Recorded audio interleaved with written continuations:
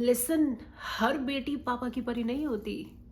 Every daughter is not dad's little princess. Let's talk about daddy's issues. Shukrana everyone for coming to my channel. I am Monica Dhawan and I'm working as a life coach and a spiritual healer.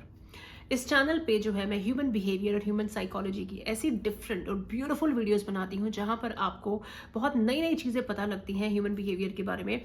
Purpose इस channel का ये है that you become more informed and less judgemental. Specially अगर मैं बात करूँ इन लड़कियों की who have gone through major issues with their dad. वो लड़कियां जो आपको दिखाई तो देती हैं पर समझ में नहीं आती, जैसे कि उर्फी जावेद और अपनी कंट्रोवर्सी क्वीन कंगना रनौत. ऐसी बहुत सारी लड़कियां हैं. नाम लो तो आपने अगर वो मूवी देखी हो उड़े जैसे हवाएं सनन सनन, व्हाट वाज दैट, मैं हूं ना, उसमें जो संजना का रोल प्ले किया था अमृता राव ने. क्या होता है बेसिकली ये लड़कियां आप देखोगे ना, कहीं भी इन्होंने नोज पियर्सिंग कराई होती है, यहाँ पे यहाँ पे यहाँ पे यहाँ पे, फटे हुए कपड़े पहने होते हैं, जीन्स रिप्ड होती हैं. They will look absolutely somebody who is craving for attention. तो ये लड़कियां ऐसी क्यों होती हैं? और उर्फी जावेद अगर हम देखें तो क्यों इतने अतरंगी कपड़े पहनती है? आज मैं बात करने वाली हूँ इनकी साइकोलॉजी की और क्या इनके अंदर चल रहा होता है. और ये जो दिखाती है ना, I don't care for anyone, I don't give up to everyone, क्या ये सच में इनके अंदर चल रहा होता है? So let's talk about Urfi Javed. Basically ये जो लड़कियां होती हैं इनके अंदर एक बहुत कन्फ्लिक्ट चल रही होती है बिकॉज इनके फादर के साथ जो एक सोच होती है वो मैच नहीं करती. मतलब अगर फादर की सोच यहाँ जाती है तो इनकी सोच यहाँ जाती है.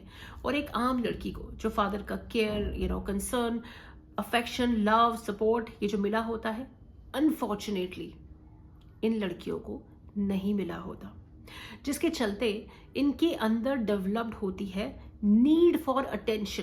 तो ये जो अतरंगी कपड़े पहनती हैं, या अगर हम कंगना रनौत को भी देखें जिन्हें हम कंट्रोवर्सी क्वीन स्टार्टिंग से कहते थे, बेसिकली क्या होता है कि इनके अंदर फादर का प्यार ना मिलने से, अब फादर ने किसी भी रीजन से अपना प्यार ना दिया हो, चाहे वो एक इमोशनल डिस्टेंस मेंटेन करा हो कि एक ही घर में रहते हैं लेकिन इमोशनली अपने आप को वो जो लव देना चाहिए था बच्चे को नहीं दिया, या फिर एक फिजिकल डिस्टेंस मेंटेन करा हो जहां पर मैं हूं ना में जो था फादर जो थे चाहते ही नहीं थे कि बेटी पैदा हो, उनको बेटा चाहिए था, है ना. तो वो फिजिकली अपने बच्ची को, बेटी को डिस्टेंस पे रखते थे अपने करियर के लिए, पोजीशन के लिए, पावर के लिए.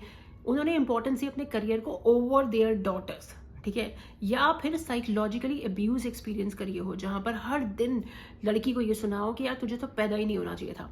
ये सारा जो एक पेन होता है ना उस बच्चे के अंदर, ना कि सिर्फ एक खालीपन को क्रिएट करता है, जिसके चलते इनके बिहेवियर्स, इनका ड्रेसिंग सेंस ऐसा बन जाता है that screams please look at me and I need your attention. चाहे वो अटेंशन नेगेटिव ही क्यों ना हो. Something is better than nothing, सुना होगा आपने. तो ठीक उसी तरीके से इनको जो अटेंशन मिलता है, चाहे वो नेगेटिव ही क्यों ना मिले, वो उस पेनफुल आइसोलेशन से बेटर होता है. अब बात करते हैं इनके कंट्रोवर्शियल नेचर की. जैसा मैंने आपको बताया कि इनके अंदर जो ये कन्फ्लिक्ट होती है ना फादर के साथ, मतलब ये सही भी हो सकती हैं अपनी जगह पे, गलत भी हो सकती हैं, लेकिन फादर के लिए ये हमेशा गलत होती हैं, जिसके चलते इनके अंदर जो है एक कन्फ्लिक्ट क्रिएट होती है. क्योंकि फादर चाहते हैं कि वो अपना करियर इस चीज में बनाए जो कि पूरी लीनेज है, जो फैमिली ट्रेडिशन फॉलो कर रही है, पर ये कुछ ऐसा करना चाहती हैं जो फैमिली ट्रेडिशन के बिल्कुल ऑपोजिट होता है. और वो क्रिएट करता है इनके अंदर एक स्ट्रॉन्ग कन्फ्लिक्ट.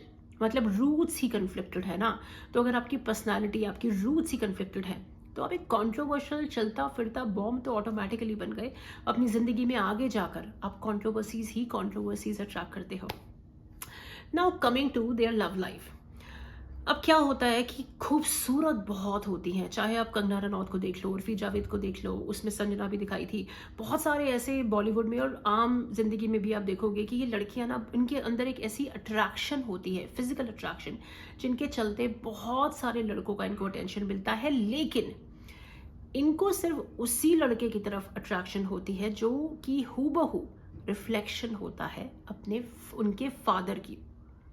तो जहां फादर जो थे वो पूरी जिंदगी इनके लिए इमोशनली अनअवेलेबल थे, ठीक उसी तरह ये ऐसे रिलेशनशिप्स में बार बार पड़ती हैं जहां पे इनका पार्टनर इमोशनली अनअवेलेबल होता है.